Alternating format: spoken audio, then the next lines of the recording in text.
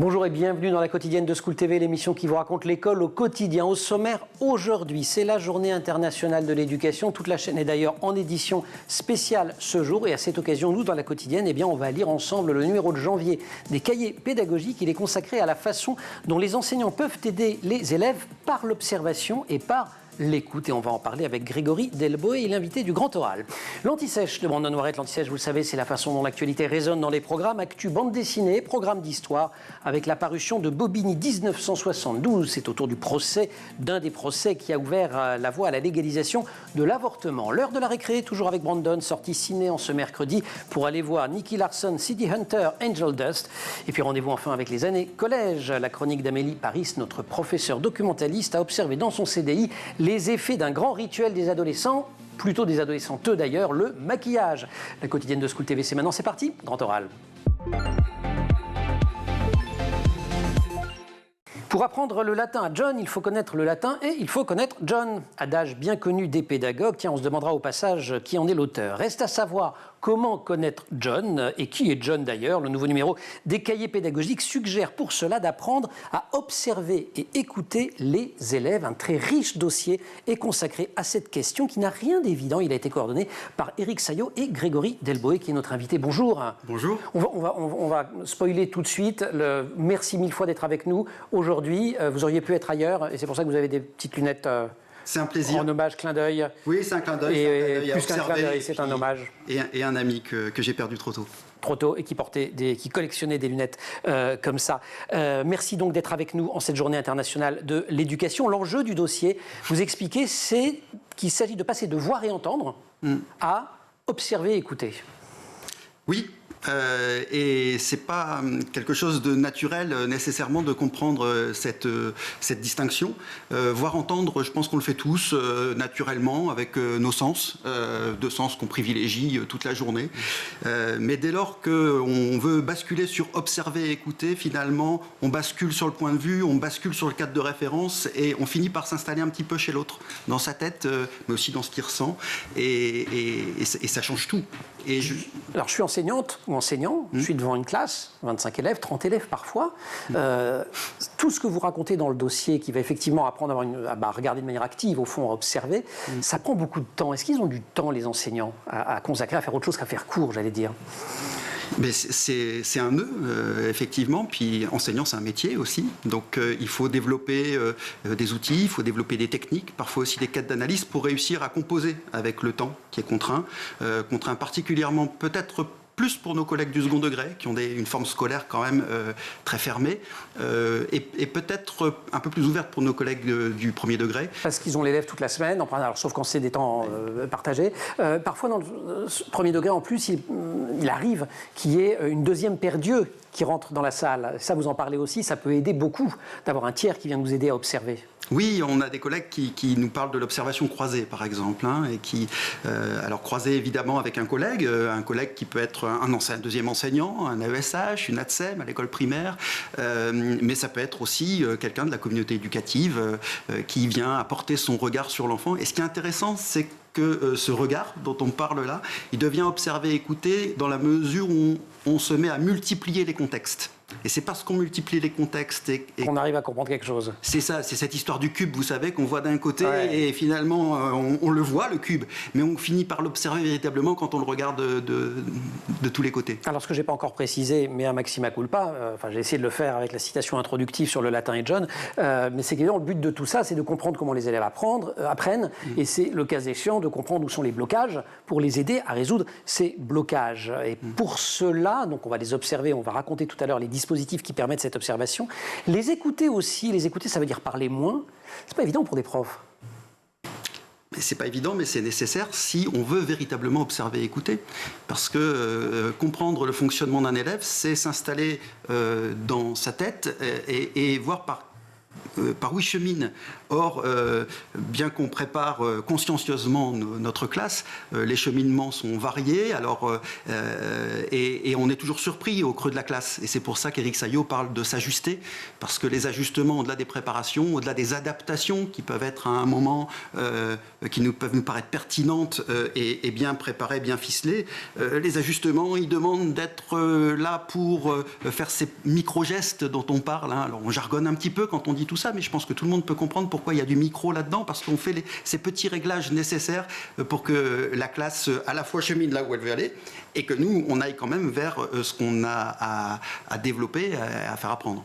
Il y a une question de posture. Il faut quand même être convaincu qu'on est enseignant et qu'on rentre dans la classe, qu'il ne suffit pas de délivrer un cours, y compris de le reformuler d'ailleurs, pour que ça fonctionne. Il y a une forme d'humilité, j'allais dire. Vous voyez, moi je dirais il faut même s'oublier. C'est même s'oublier soi-même, parce que soit on a en tête exactement par où et par quelles balises les élèves doivent passer, et si c'est ça, on ne fait que voir et entendre, pour reprendre ce que vous disiez tout à l'heure, ou véritablement on se met en quête d'observer et d'écouter.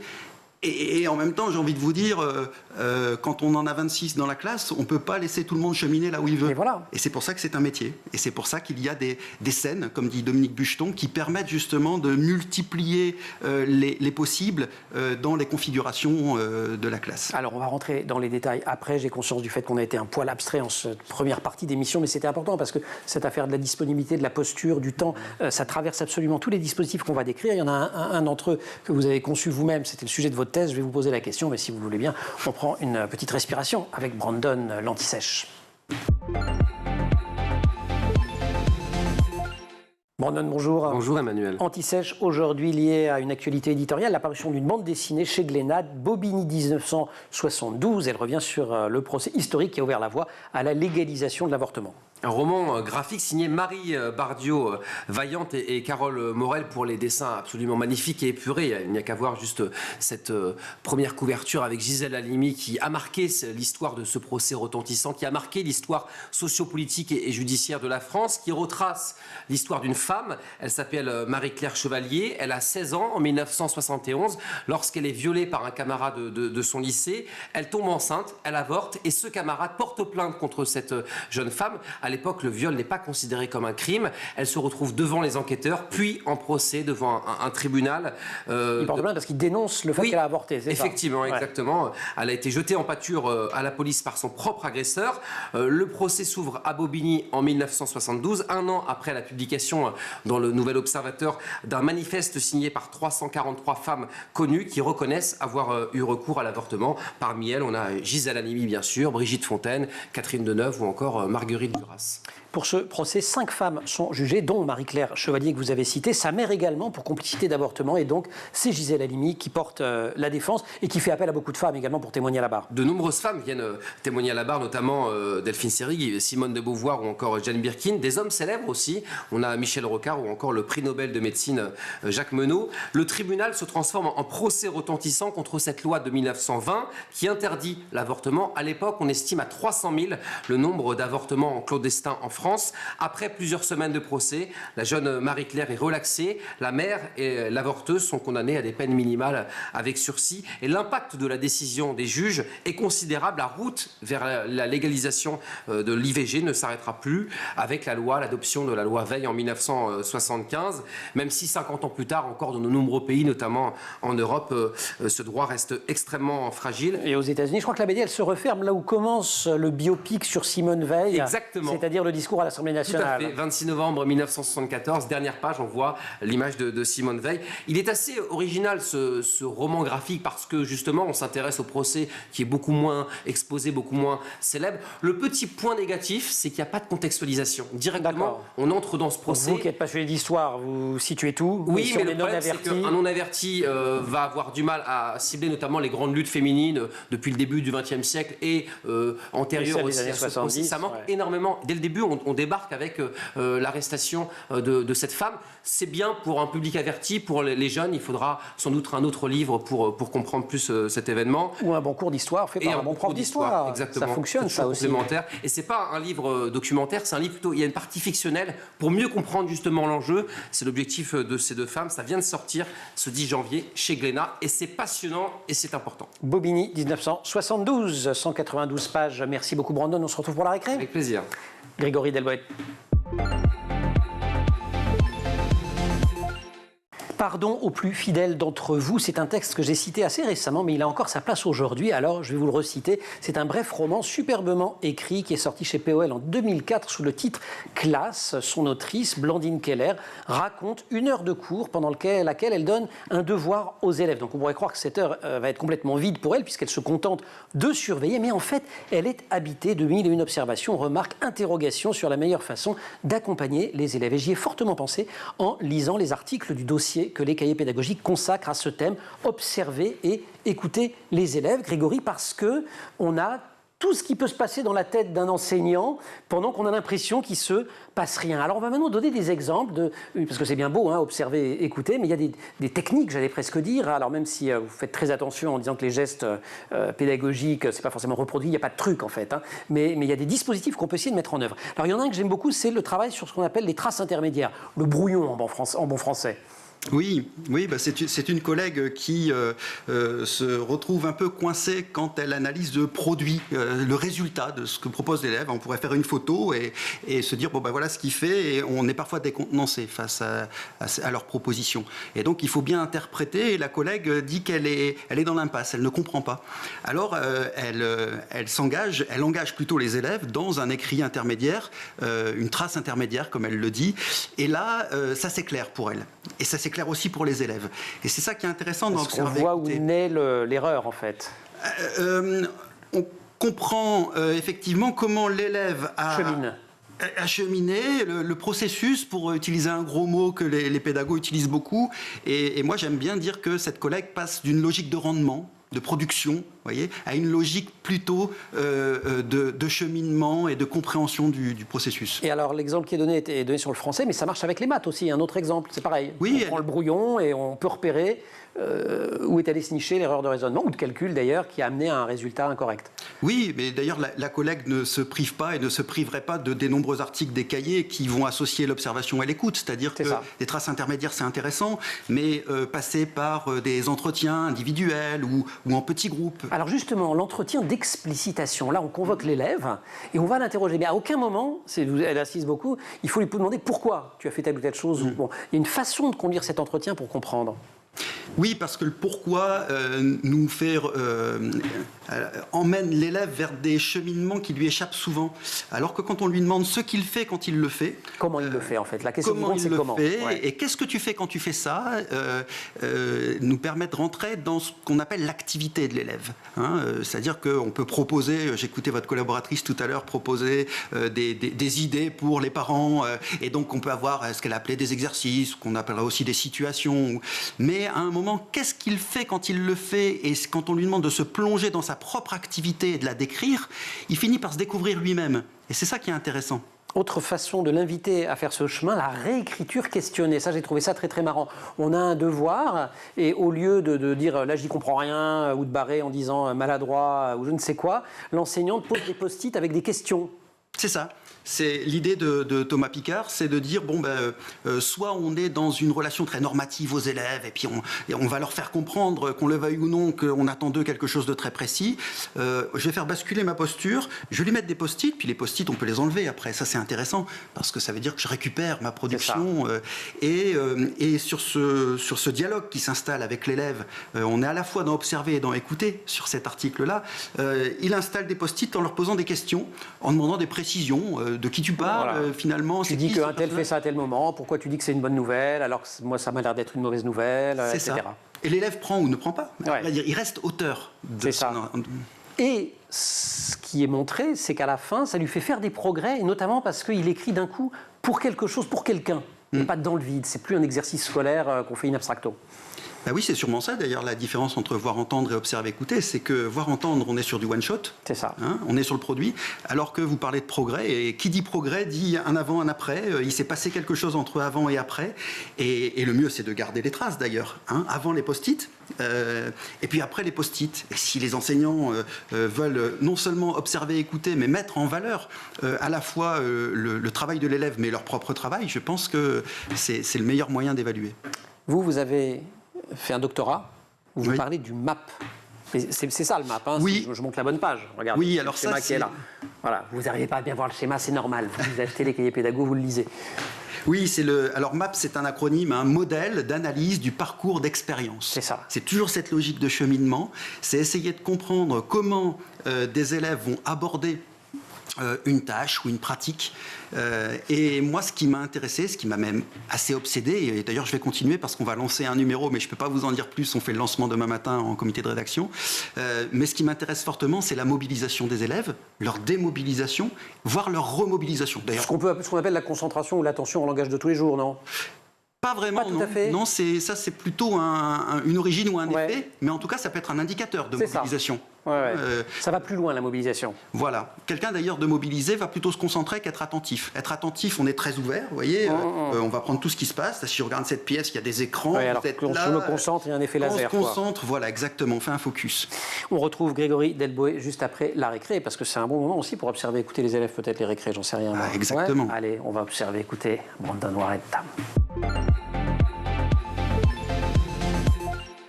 Brandon Warrett qui lui-même a observé et écouté un film. Oui, Bonjour bien Brandon, sûr. on est mercredi, Bonjour, vous la adorez le cinéma et vous nous emmenez régulièrement dans les salles obscures, cette fois pour un film qui va ravir les amateurs de cinéma d'animation et du Japon, c'est le nouveau Nicky Larson, Angel Dust. Et oui, oh, quel accent anglais. Oui, le retour de Nicky Larson, l'adaptation du célèbre manga de Tsukaka Ojo. Là, ça va peut-être rappeler des souvenirs à nos fidèles téléspectateurs qui ont découvert ce héros japonais dès 1990 dans le Club Dorothée.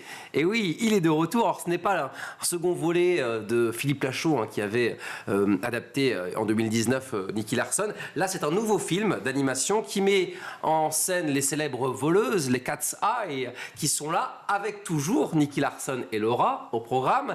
Là, au menu, on a quelque chose d'assez particulier puisque le duo est engagé, Nicky Larson et Laura, pour sauver, pour récupérer un chat perdu par une jeune femme. Elle ne s'appelle pas Michel, aucun rapport.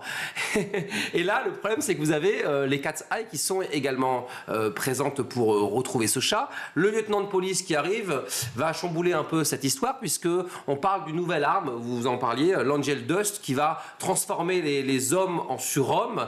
Et le problème, c'est que ça va transformer un peu l'aventure de Nicky Larson et de Laura. Et il va retourner sur son propre passé avec des découvertes assez étonnantes. Regardez la bande-annonce. Qu'est-ce que vous feriez si Monsieur Larson se faisait tuer aujourd'hui?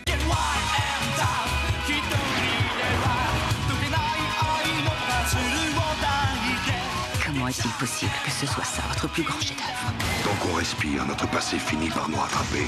Sans ça, tout serait si facile. Le cartel de l'Union Théop. Veille sur Laura.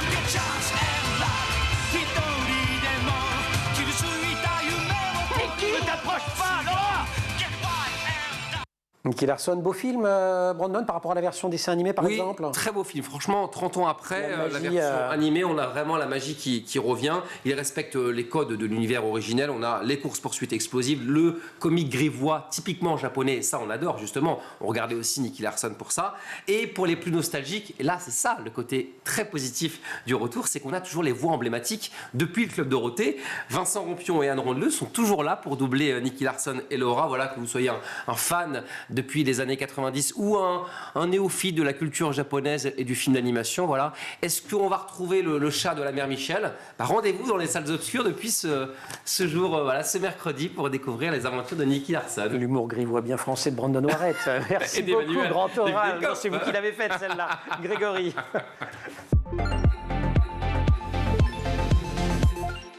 Observer et écouter les élèves, c'est le titre du dossier du dernier numéro des cahiers pédagogiques. Il a été coordonné par Éric Saillot et Grégory Delboé, qui est notre invité. J'ai cité en introduction l'adage, pour apprendre le latin à John, il faut connaître le latin et il faut connaître John. Alors c'est un petit quiz assez amusant qui est proposé par un des auteurs. En fait, on ne connaît pas l'auteur de cette phrase. Non. C'est un grand mystère, quoi. D'ailleurs, moi, je la connaissais avec cet Toto. adage. Oui, voilà, mais enfin bon, on connaît l'idée, quoi. Chez les Italiens, c'est Toto. Ouais, Bon, voilà. Et la question, elle date pas d'aujourd'hui, d'observer, d'écouter. Vous exhumez un article paru en 2010 dans les cahiers pédagogiques qui insiste en introduction sur une ambiguïté fondatrice, qui est de dire, d'un côté, il y a une vision de l'élève qui vient à l'école pour acquérir du savoir, et de l'autre, il y a la vision de l'élève qui vient, et alors donc, auquel cas, c'est plutôt la vision pédago qui prime, et sinon, on a l'élève qui vient pour obéir à des ordres, et là, c'est la vision un peu dressage, un peu verticale. C'est une ligne de partage qui est encore en vigueur aujourd'hui, 15 ans après ? Moi, je pense que, en tout cas, je le vis avec mes étudiants, il y a une vraie question autour de tâches et activités. Alors, je vais essayer de vulgariser pour qu'on se fasse bien comprendre, mais une tâche, c'est ce qu'on propose à l'élève de faire pour se mettre au travail. C'est ce qu'il y a à faire. Alors, des tâches, on en a tous les jours, ménagères, mais à l'école, il y a des tâches scolaires pour apprendre. Faire des multiplications, réciter une poésie, etc. C'est ça. Et la réponse de l'élève, c'est une activité. Et là, 26 élèves, 26 activités en même temps. Et soit on s'attache à la tâche et on en fait des tâcherons, soit véritablement on bascule dans l'activité et la tâche devient un arrière-plan.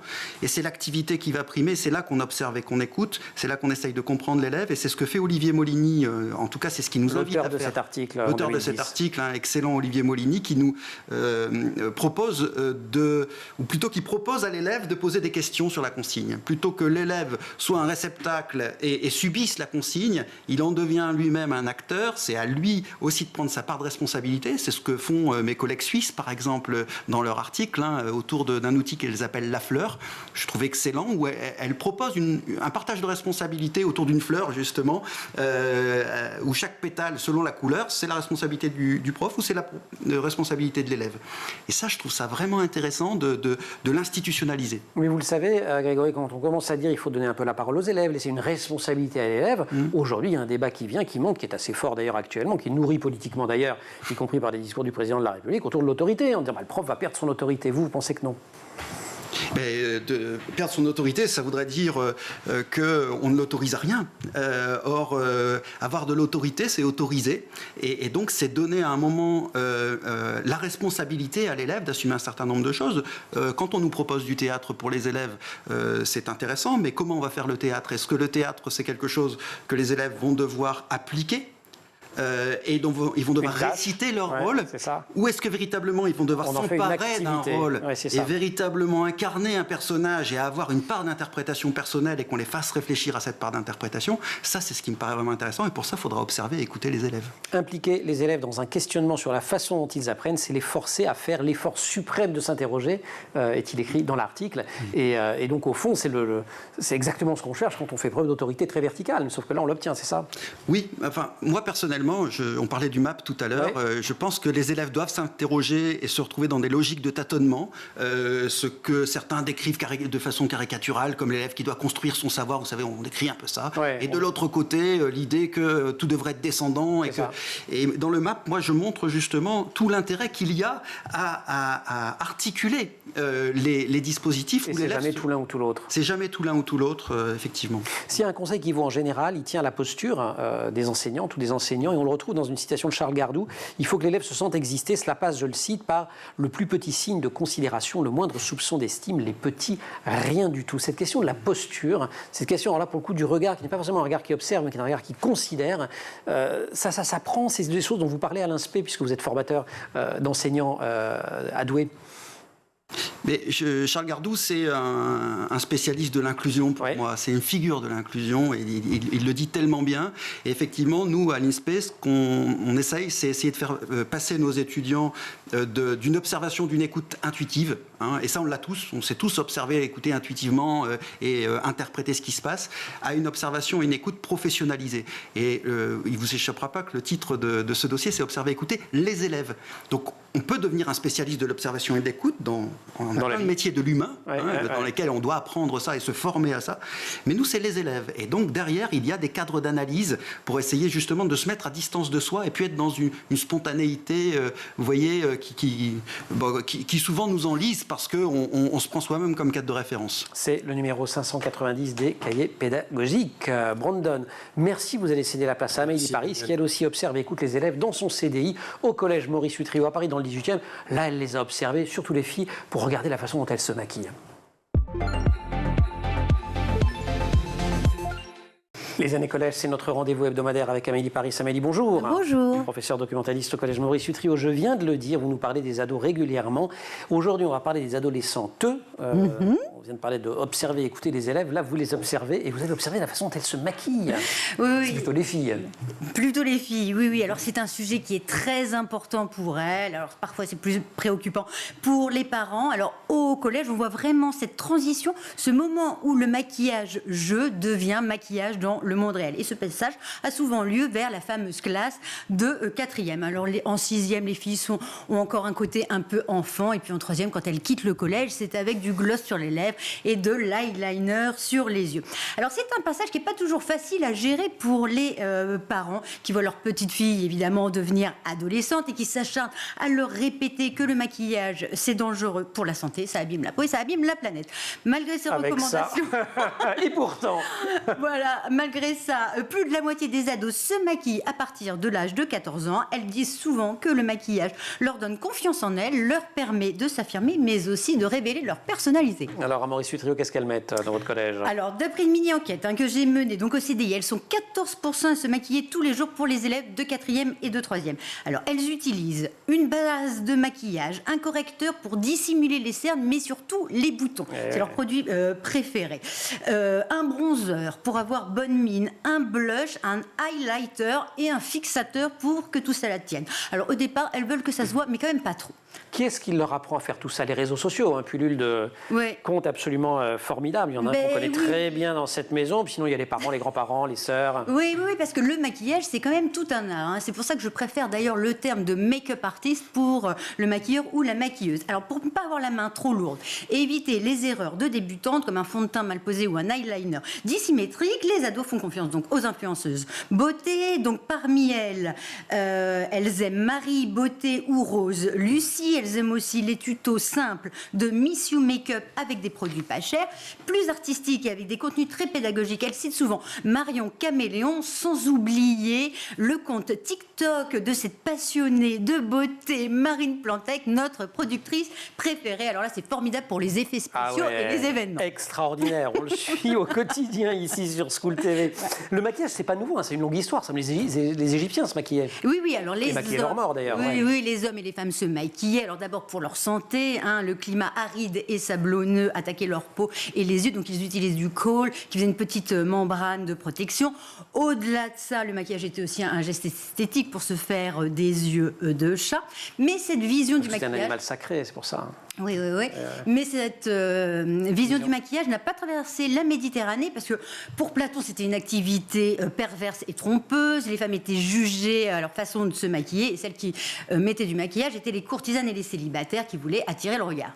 Changement radical à la Renaissance, et notamment dans la noblesse, où les hommes, comme les femmes, se fardent à outrance. Oui. Et à cette époque, on délaisse le soin des lèvres pour ne pas attirer le regard sur des dents souvent abîmées par le sucre, et on mise tout sur les yeux. Vous avez même des petites mouches près des yeux pour attirer le regard sur cette partie du visage. Un petit peu comme en 2020, quand on avait le exactement, le masque, quand on avait le masque. Oui, alors à cette époque, les ventes de rouge à lèvres, d'ailleurs, ont chuté de 58%, tandis que celles des produits pour les yeux, elles ont fait un bond de 116%.